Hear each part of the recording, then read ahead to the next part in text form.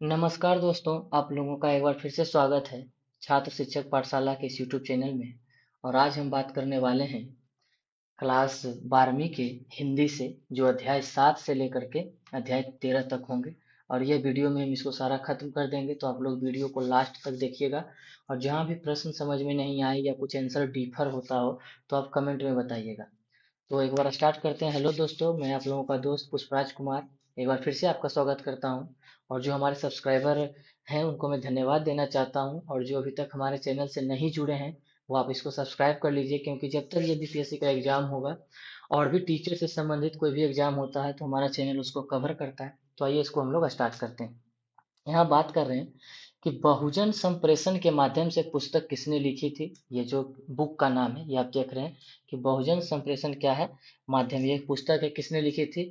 तो इसका आंसर हो जाएगा जगदीश चंद्र माथुर। अगला प्रश्न कि कौन सी रचना जगदीश चंद्र माथुर की है? तो ओ सदा नीरा इनकी रचना है। तो ओ सदा नीरा के लेखक कौन हो जाएंगे? तो ओ सदा नीरा के लेखक हो जाएंगे जगदीश चंद्र माथुर। ओ सदानीरा शीर्षक पाठ किस विधा की रचना है? आप लोग समझिएगा कि कौन सी विधा है ये। तो यह निबंध है। नेक्स्ट, जगदीश चंद्र माथुर मूलतः क्या थे? तो जगदीश चंद्र माथुर मूलतः क्या थे? नाटककार थे। अगला प्रश्न, ओ सदानीरा निबंध बिहार के किस क्षेत्र की संस्कृति पर लिखी गई है? बहुत इंपॉर्टेंट है कि ये जो निबंध है किसकी संस्कृति पर लिखी गई है। तो चंपारण, आपको पता ही है कि गांधी जी का जो स्टार्टिंग पॉइंट था सत्याग्रह का वो चंपारण ही था। अगला, चंपारण क्षेत्र में बाढ़ का मुख्य कारण क्या है? तो जंगलों का कटना इसका मुख्य कारण। माथुर जी किस राज्य के शिक्षा सचिव नियुक्त हुए थे? तो मध्य प्रदेश के ये शिक्षा सचिव रह चुके थे। 12वीं सदी के लगभग 300 वर्ष तक किस वंश का शासन था? मतलब 12वीं सदी में लगभग 300 वर्ष तक किस वंश का शासन था? तो कर्नाट वंश। याद रखिएगा, कौन सा वंश? कर्नाट वंश। चलिए आगे। प्रश्न संख्या 9, अंग्रेज ठेकेदारों ने किस चीज की खेती का विस्तार किया? बहुत हल्का प्रश्न था, नील की खेती। जो इंपॉर्टेंट होगा हम वहां पे नोटिस करेंगे, तो अगर आप उसको ध्यान से देखिएगा, नोट करिएगा, तो वो आप नोट कर सकते हैं। राजा हरि सिंह देव को गयासुद्दीन तुगलक का सामना कब करना पड़ा था? तो वो था 1325 ईस्वी में। नेक्स्ट प्रश्न, धांगड़ों को नील की खेती के सिलसिले में कब लाया गया? धांगड़ों, जब हम यह अध्याय को विश्लेषण करेंगे तब वहां पे इस पर चर्चा किया जाएगा। और धांगड़ों को नील की खेती के लिए सिलसिले कब लाया गया? धांगड़ एक तरह से बोला जाता था कि गुलाम टाइप का लोग होता था, लेकिन इस पर विशाल विस्तृत से चर्चा हम लोग करेंगे जब हम अध्याय मेकअप करेंगे तब। तो इसको कब लाया गया था? इसको लाया गया था 18वीं शताब्दी के अंत में। आगे, पुंडलिक जी कौन थे? तो पुंडलिक जी के एक शिक्षक थे। निम्नलिखित में कौन सा नाटक जगदीश चंद्र माथुर द्वारा रचित है? तो कोणार्क, ये इनके द्वारा रचित है। और बाकी ये सारे तीनों आप लोग कमेंट में बताइएगा कि खास करके दीपक, दीपक जो है क्या है और इसके रचनाकार। अगला प्रश्न, निम्नलिखित में कौन सी उपाधि माथुर जी को मिली थी? तो विद्या वारिधि का उपाधि इनको मिला था। इसका आंसर बी हो जाएगा। माथुर जी को भीतिहरवा पहुंचने पर कौन मिले थे? पुंडलिक जी। और पुंडलिक जी क्या थे? तो एक शिक्षक थे। अगला, पुंडलिक जी ने निर्भीकता किससे सीखी थी?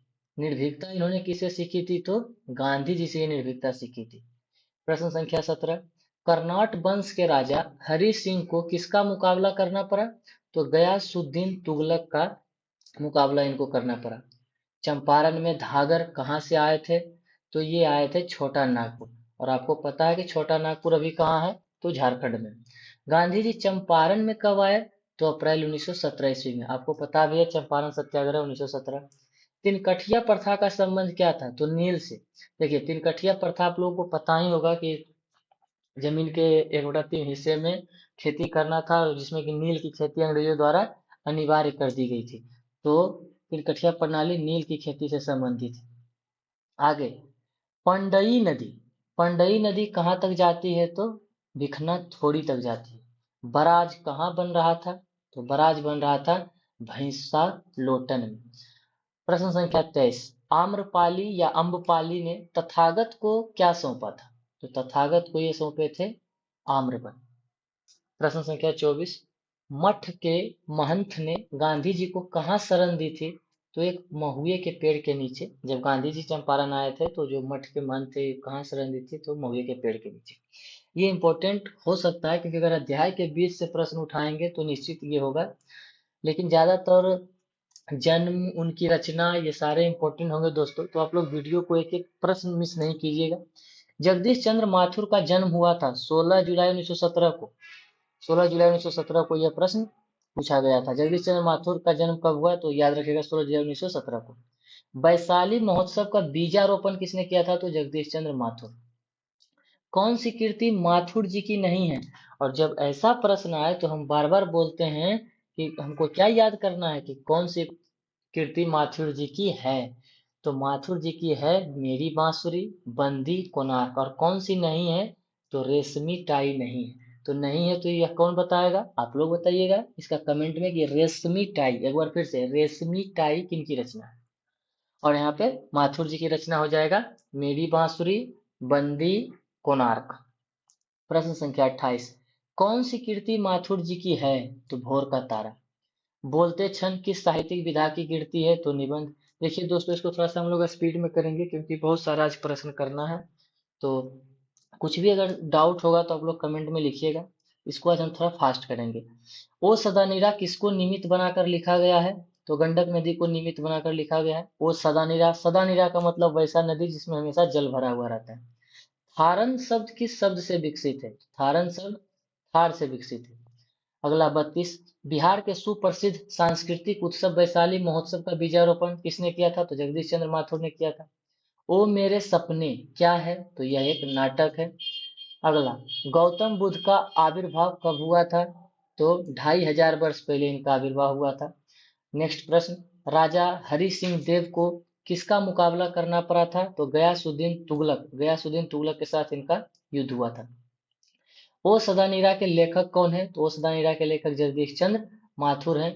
कोणार्क के नाटककार कौन है, तो कोणार्क रचना के नाटककार जगदीश चंद्र माथुर है। 10 तस्वीरें के रचनाकार कौन है, तो देवेंद्र, सॉरी, डॉक्टर जो है जगदीश चंद्र माथुर जी 10 तस्वीरें के रचनाकार होंगे। और इनके द्वारा एक फेमस रचना किया गया है।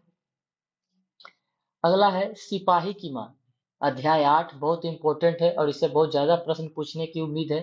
रंगून कहाँ है, रंगून कहाँ है, तो वो बर्मा में, जिसको हम लोग म्यांमार बोलते हैं।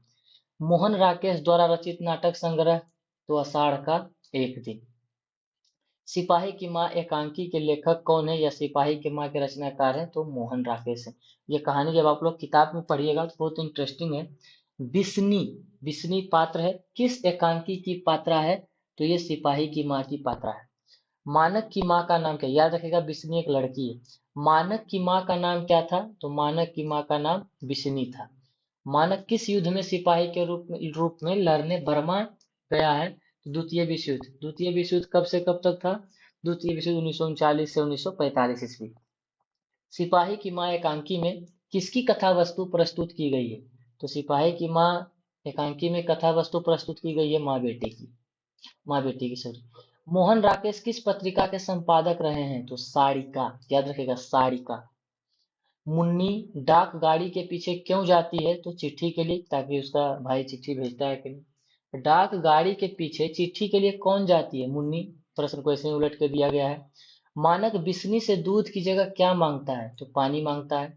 ईसाई लड़कियां बिस्नी के घर आकर क्या मांगती है, तो चावल दाल, क्योंकि युद्ध के कारण यह भारत के बॉर्डर में प्रवेश कर गई है।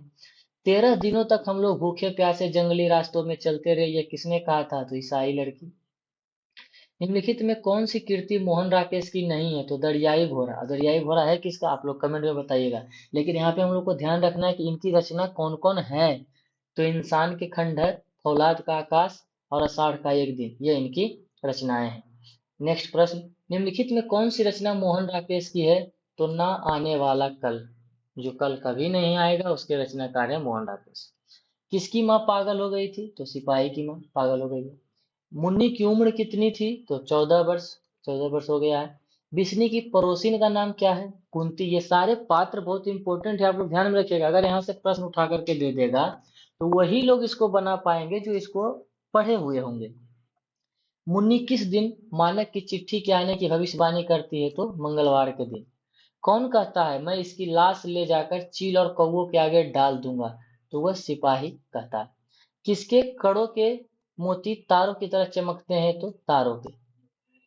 किस पाठ में यह लिया गया है कि फौजी वहां लड़ने के लिए है, वे भाग नहीं सकते, जो फौज छोड़कर भागता है उसे गोली मार दी जाती है? तो सिपाही की माँ के लिए यह रचना है जो उसमें यह कहा गया है, जो एकांकी है।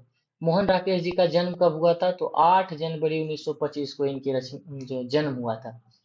कौन सी कृति मोहन राकेश की है? तो जानवर और जानवर, यह रचना इनकी है। कौन सी कृति मोहन राकेश की नहीं है? तो इतिहास और आलोचना। और है कौन कौन?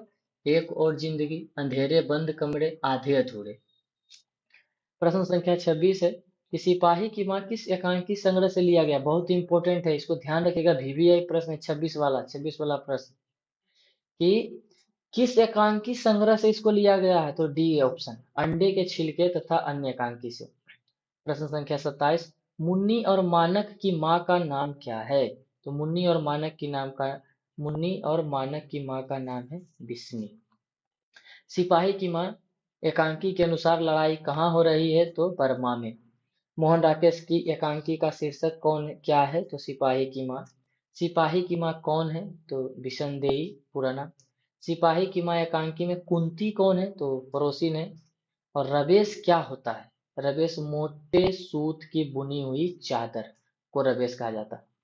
दोस्तों आप लोग से एक और रिक्वेस्ट है कि जब हम 11th का जो लाएंगे तो उस सारे जो भी वीडियो में करवाया जाएगा उसका आप लोगों को PDF दे दिया जाएगा, और वो PDF आप लोग एक बार जरूर उस पर मतलब गहन सोच विचार कर लीजिएगा।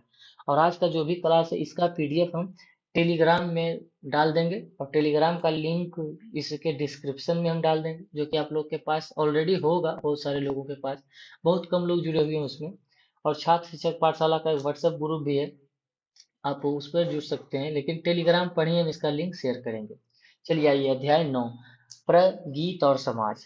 नामवर सिंह की कौन रचना है? तो प्रगीत और समाज। याद रखिएगा कि प्रगीत और समाज के रचनाकार कौन है? तो नामवर सिंह। नामवर सिंह के गुरु कौन थे? तो इनके गुरु थे हजारी प्रसाद द्विवेदी। नामवर सिंह ने BA तथा MA की शिक्षा कहाँ से प्राप्त की? तो BHU, बनारस हिंदू यूनिवर्सिटी। प्रश्न संख्या 4, प्रगीत कैसा काव्य है? तो प्रगीत है प्रबंध काव्य। अगला, दुनिया को हाथ की तरह गर्म और सुंदर होना चाहिए, यह किस कवि की कविता है?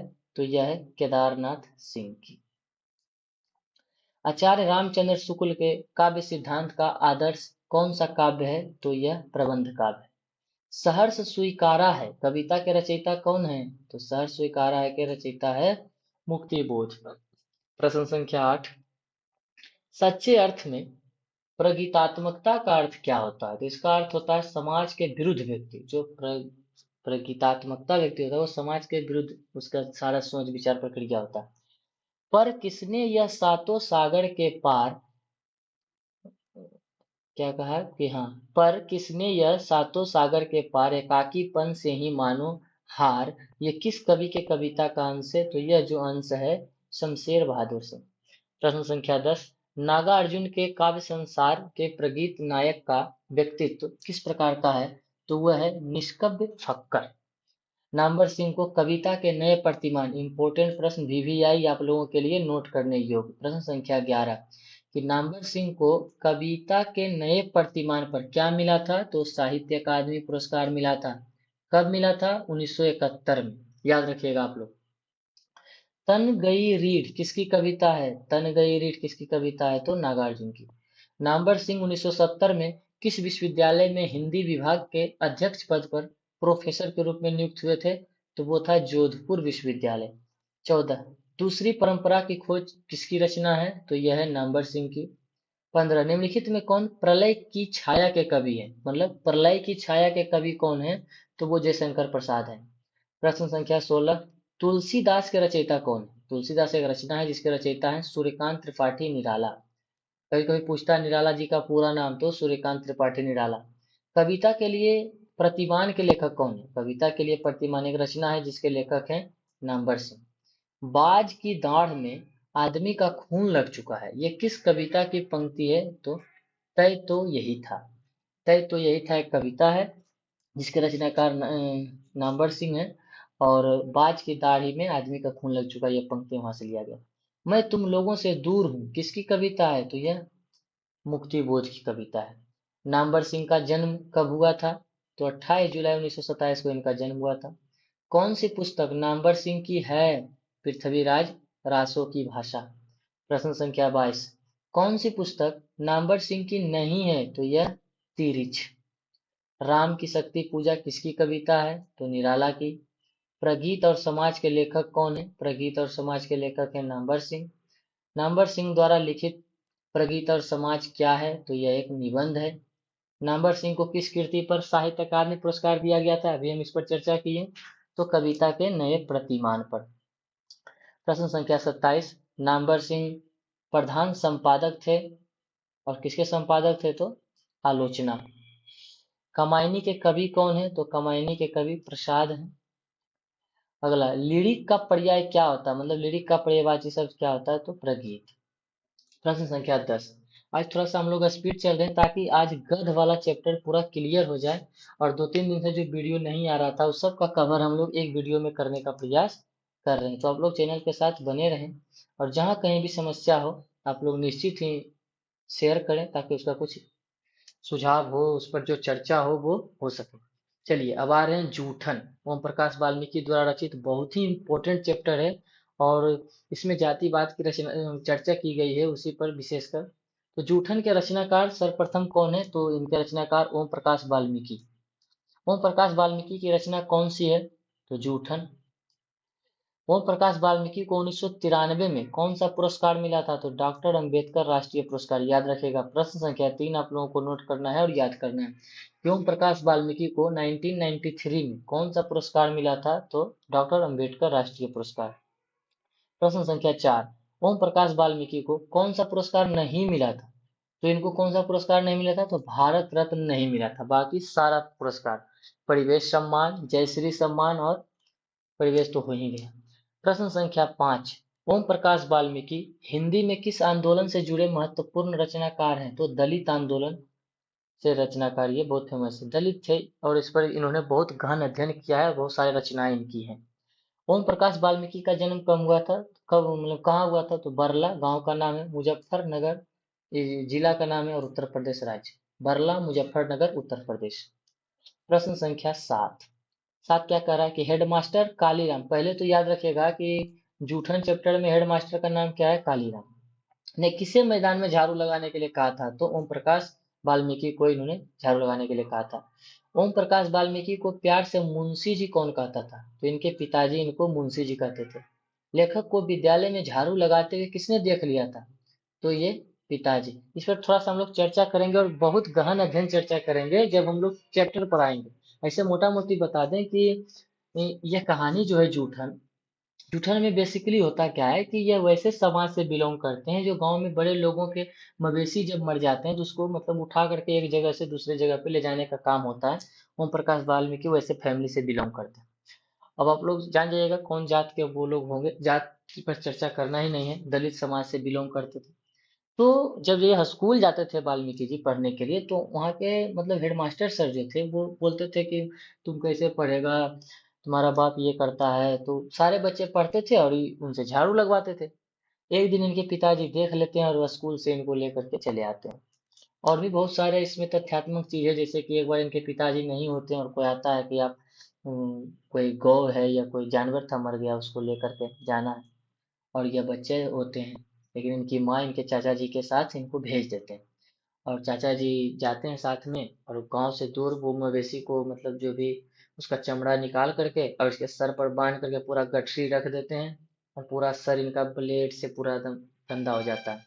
तो जब ये घर आती हैं तो इनकी भाभी बोलती हैं अपनी सासू माँ से कि माता जी आप इनसे ये सारा काम मत करवाइए, क्योंकि ये बहुत अच्छे हैं, और पढ़ने में इसको ध्यान करवाइए।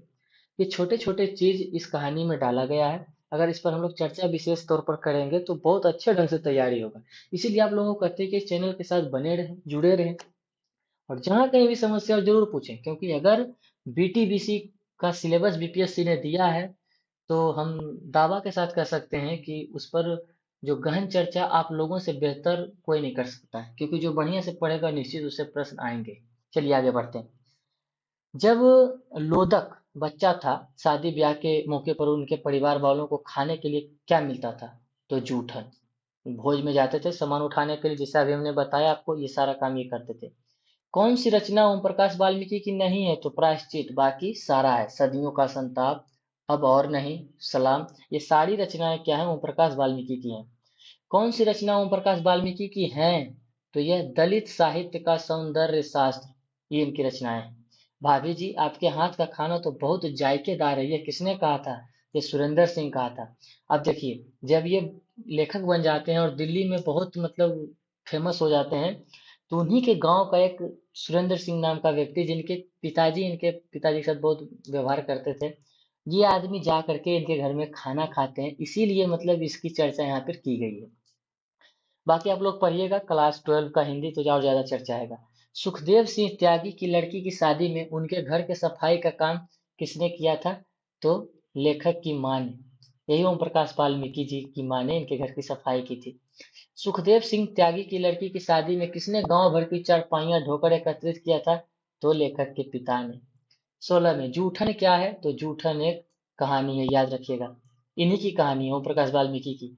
सुरेंद्र सिंह किसका पोता था? तो वही सुखदेव सिंह त्यागी का पोता था, याद रखिए। सुखदेव सिंह त्यागी का पोता था, जिनके यहाँ शादी में ये सारा काम किए थे इनके मम्मी पापा।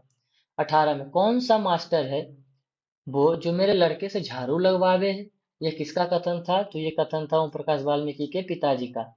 स्कूल के हेडमास्टर का क्या नाम था? ऊपर में ही बताए थे, कलीराम, या कहीं पर कालीराम देता है, वो भी सही है। प्रश्न संख्या 20, लेखक ओम प्रकाश वाल्मीकि का जन्म कब हुआ था? तो 30 जून 1950 को। एक बार फिर से, 30 जून 1950 को वाल्मीकि जी का जन्म हुआ था। बहुत इंपॉर्टेंट है। सलाम कहानी संग्रह के कहानीकार कौन है? ओम प्रकाश वाल्मीकि। सलाम, याद रखेगा। सलाम ओम प्रकाश वाल्मीकि, ऐसे याद रखेगा, याद हो जाएगा। दलित साहित्य की सौंदर्य शास्त्र के लेखक ओम प्रकाश वाल्मीकि। जहां भी दलित साहित्य से अगर प्रश्न पूछे जाएं, तो हमको लगता है कि 80% रचना में ओम प्रकाश वाल्मीकि जी का नाम आता है, तो आप लोग थोड़ा सा देख लीजिएगा। जूठन क्या है? तो जूठन आत्मकथा है, कहानी भी है। किसकी आत्मकथा है? तो ओम प्रकाश वाल्मीकि की। जूठन में चित्रण हुआ है किसका? तो सामाजिक विषमता, विशेषकर जात पात का। प्रश्न संख्या 25, आत्मकथा लेखक की माँ किसके यहाँ काम करती थी? तो यह था, जो ये आत्मकथा है उसमें लेखक की माँ किसके यहाँ काम करती थी? तो ब्रह्मदेव त्यागी के घर में। ओम प्रकाश ने किस नाट्यशाला की स्थापना की थी? तो मेघदूत। और मेघदूतम किनकी रचना है? कालिदास। मेघदूत नामक पाठ नाट्यशाला कहाँ स्थापित की गई थी? महाराष्ट्र में, याद रखिएगा। मेघदूत क्या था? तो नाम, यह नाट्यशाला था। इसकी स्थापना किसने की थी? ओम प्रकाश जी ने। कहाँ है? महाराष्ट्र में। दलित साहित्य सौंदर्य शास्त्र के रचनाकार कौन है? तो ओम प्रकाश वाल्मीकि। यही सारे प्रश्न से 27, 26, 28, 29, 30, ये जितना हम आप लोगों को बता रहे हैं, ये सारा इंपॉर्टेंट है। तो ऐसे ऐसे प्रश्न को हम लोग को दिमाग में रखना है, एकदम रट करके। और जो जो अध्याय के बीच से प्रश्न होंगे, उनको एक दो बार देख लेंगे तो निश्चित ही वो सारे याद हो जाएंगे। जूठन किस चेतना की रचना है? मतलब इसमें कौन सी चेतना जागृत होती है? तो राजनीतिक चेतना। अगर सामाजिक चेतना होती तो वो भी इसका आंसर सही होता। अब और नहीं, वाल्मीकि जी की कैसी कीर्ति है? तो यह कविता है। चलिए, यहाँ तक 10 चैप्टर खत्म हो गए। अब हम लोग 11 में चलते हैं। और आज हम लोग प्रयास करेंगे कि गद्य सारा खत्म ही कर दिया जाए, क्योंकि 2-3 दिन से इसका वीडियो आ नहीं रहा था। तो जो भी मित्र बहुत सारे मैसेज करते रहते हैं, तो मैं वीडियो पर ही लगा हुआ था। कुछ घरेलू कार्यक्रम से बाहर चले गए, इसके लिए वीडियो समय पर नहीं आ रहा था। या जो भी इसको प्रथम बार देख रहे हैं, तो उनसे थोड़ा रिक्वेस्ट है कि आप लोग सब्सक्राइब कर लें और नोटिफिकेशन बटन ऑन कर लें, ताकि अगर कोई भी वीडियो हम अपलोड करें तो आप लोगों के पास तुरंत पहुंच जाए। और लाइक आप लोग करते नहीं है, लाइक कीजिए, ज़्यादा तक पहुंचाइए, शेयर कीजिए, क्योंकि यही मोटिवेशन के चलते हम भी ये वीडियो भी बनाते हैं। और हम भी आप लोग के साथ इस एग्जाम में तैयारी कर रहे हैं, तो थोड़ा सा आप लोग इस पर ध्यान दीजिएगा। चलिए आगे बढ़ते हैं। लेसन 11, चैप्टर संख्या 11, हंसते हुए मेरा अकेलापन। मलियज की रचना नहीं है, तो इनमें से कोई नहीं। बाकी ये तीनों इनकी रचना है। ना आने वाला कल, सदियों का संताप और बकलम खुद, ये तीनों रचनाएं किनकी है? मलियज की। और इसके लेखक कौन है हंसते हुए मेरा अकेलापन के? तो मलियज, याद रखिएगा। हंसते हुए मेरा अकेलापन, मलियज। मलियज की कौन सी रचना है? तो हंसते हुए मेरा अकेलापन। यही चार प्रश्न को उलट पुलट के दे देता है ये सब गाइड में। मलियज का जन्म कहाँ हुआ था? तो इनका जन्म आजमगढ़, आजमगढ़ कहाँ है? यूपी में। मलियज ने किस मंत्रालय में नौकरी की थी? तो कृषि मंत्रालय, याद रखिएगा। ये सारे प्रश्न जो हम इसे नोट कर दें वो आप लोग दिमाग में रखिएगा। मलियज के पिता का नाम क्या था? तो त्रिलोकीनाथ वर्मा इनके पिता का नाम था। मलियज के अनुसार किस कर्म के बिना मानवीयता अधूरी है? तो रचनात्मक कर्म के बिना। मलियज छात्र जीवन में किस रोग से ग्रसित थे? तो ये क्षय रोग से ग्रसित थे।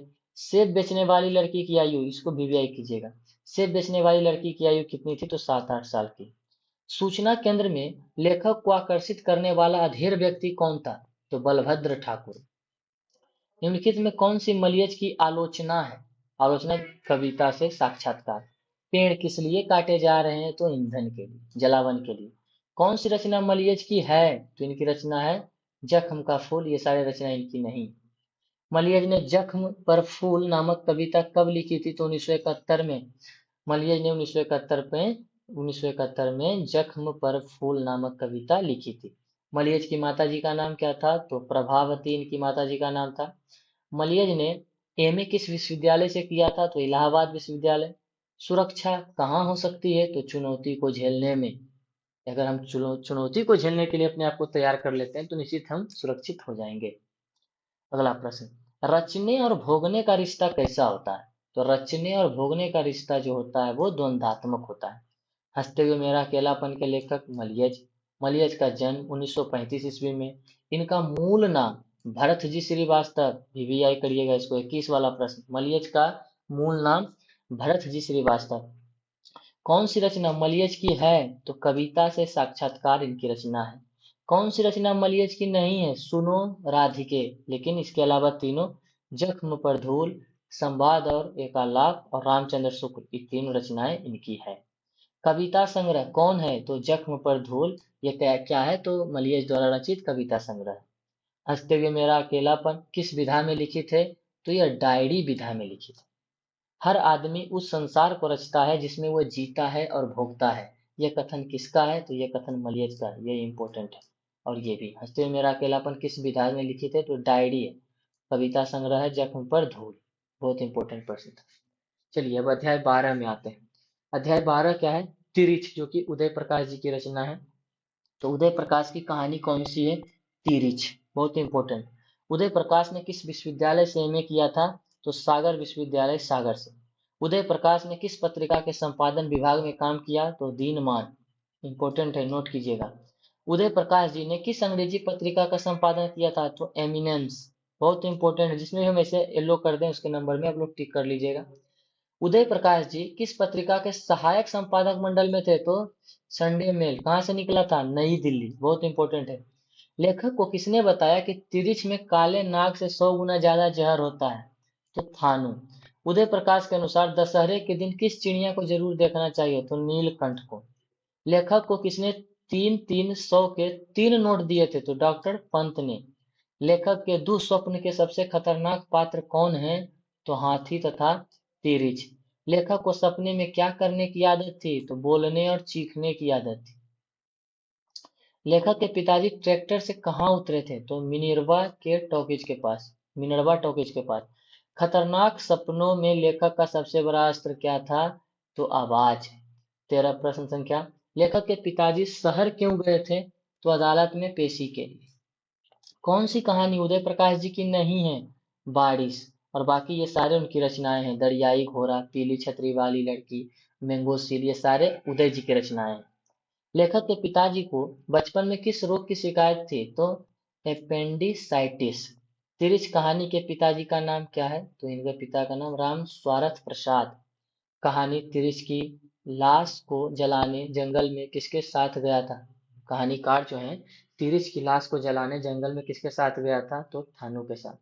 पंडित पंडित रामा अवतार क्या थे? तो ज्योतिष और वैद्य थे। प्रश्न संख्या 19, तिरिछ कहानी के कहानीकार कौन है? तो उदय प्रकाश। कौन सी कीर्ति उदय प्रकाश की नहीं है? तो टूटा हुआ पुल इनकी कीर्ति नहीं है। बाकी ये कुल रचनाएं उनकी है। पीली छतरी वाली, पॉल गोमरा का स्कूटर और अंत में प्रार्थना, ये तीनों रचनाएं इनकी है। 21, तिरिछ कैसी कहानी है? तो तिरिछ प्रतीकात्मक कहानी है। पिताजी की मृत्यु कैसे होती है? तो मानसिक सदमे और अधिक रक्तस्राव से। उदय प्रकाश का जन्म हुआ था 1 जनवरी 1952 को। कौन सी कृति उदय प्रकाश की है? तो दरियाई घोड़ा। तिरिच के लेखक कौन है? तो तिरिच के लेखक उदय प्रकाश। तिरिच क्या होता है? तिरिच विष खापर होता है, जहरीला लिजार्ड हम जिसको बोलते हैं। अरेवा परेवा उदय प्रकाश की कैसी कृति है? तो यह कहानी संग्रह है, और यह आप लोगों के दृष्टिकोण से भी आई है। यह अरेवा परेवा उदय प्रकाश की कैसी कृति है? कहानी संग्रह। पूछ सकता है इस तरह से दोस्तों कि अरेवा परेवा क्या है? तो कहानी संग्रह। किसकी है? उदय प्रकाश की। कहानीकार को सपने में बोलने और सीखने की आदत है, यह किसने बतलाया था? कहानीकार की माँ ने। तिरिच को कैसी कहानी माना जाता है? तो यह जादुई यथार्थ की कहानी है, यह भी इंपॉर्टेंट। तिरिच कहानी के केंद्रीय घटना का संबंध किससे है? तो तिरिच कहानी के केंद्रीय घटना का संबंध किससे है? तो कहानीकार के पिता से। अब अध्याय 13 जो कि गध का बहुत लास्ट चैप्टर है, और इसके बाद हम पद का एक साथ लाएंगे। उसमें जो भी समय लगे, मतलब आधा घंटा या घंटा में पूरा क्लियर कर देना है कि 2 वीडियो देखिए और 12 का सारा ऑब्जेक्टिव क्लियर। तो आप लोग चैनल के साथ बने रहें, और निश्चित ही इसमें बहुत मजा आने वाला है जो भी बीपीएससी एग्जाम लेगी। और इसका हम लोग बहुत जल्द कहने का मतलब हुआ कि कुछ भी हो आप लोगों के साथ शेयर किया जाएगा टेलीग्राम ग्रुप पर, जिसका कि लिंक हम डिस्क्रिप्शन में दे देंगे। और जो लोग इस चैनल के साथ नए जुड़े हैं, निश्चित सब्सक्राइब कर लें, और इस वीडियो को जितना हो सके आप लोग शेयर कीजिएगा। चलिए, गध का लास्ट चैप्टर है, और इसके बाद लगभग 12 या 13 पद का भी चैप्टर होगा, उसका एक साथ वीडियो हम लेकर के बहुत जल्द आने वाले हैं। या अगर रोज लाएंगे तो 2 से 3 अध्याय कर करके लाएंगे। भरसक प्रयास रहेगा कि एक साथ ही लाया जाए, ताकि एक वीडियो में पूरा क्लियर हो जाए। चलिए दोस्तों, शिक्षा। शिक्षा के सबसे पहले लेखक हो जाएंगे जे कृष्णमूर्ति। याद रखिएगा, प्रश्न को उलट के दे दिया गया है। जे कृष्णमूर्ति कौन सी रचना है? तो शिक्षा। इनका जन्म कब हुआ था? जे कृष्णमूर्ति का जन्म कब हुआ था? आंध्र प्रदेश में। माँ की मृत्यु के समय जे कृष्णमूर्ति कितने वर्ष के थे? तो 10 वर्ष के थे। जे कृष्णमूर्ति की शिक्षा कीर्ति क्या है? तो संभाषण इनकी शिक्षा कीर्ति है। मेधा कहाँ नहीं हो सकती है?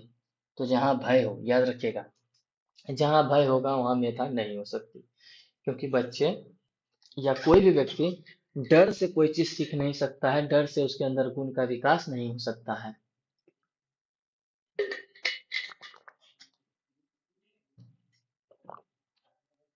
अगला प्रश्न है प्रश्न संख्या 6। लेखक के अनुसार कुछ परीक्षाएं उत्तीर्ण कर लेने से कहीं ज्यादा कठिन क्या है? तो जीवन को समझना। अगर हमने जीवन को नहीं समझा तो परीक्षाएं उत्तीर्ण कर लेने से हमें कुछ भी विकास नहीं होगा। लेखक के अनुसार सच्ची शिक्षा हमें क्या देती है? तो सच्ची शिक्षा हमें व्यापकता देती है। मतलब एक होता है ना कि व्यापक, एक होता है संकुचित। तो व्यापक संकुचित मतलब होता है कि आपके लिए एक दिशा निर्देश दे दिया गया है कि आप इतने ही में जो भी करना है आप इतने ही में कीजिए। लेकिन व्यापक क्या हुआ? व्यापकता पूरे जहां भी हो, हमें जो भी चीज हम सीख रहे हैं वो हमारे दिमाग में जा रहा है। तो व्यापक का मतलब फैलाव। सच्ची शिक्षा हमें फैलाव देती है, जितना आप सोच सकते हैं। प्रश्न संख्या 8। बचपन में किस वातावरण में रहना आवश्यक है? तो स्वतंत्र वातावरण में हमें बच्चों को रखना चाहिए।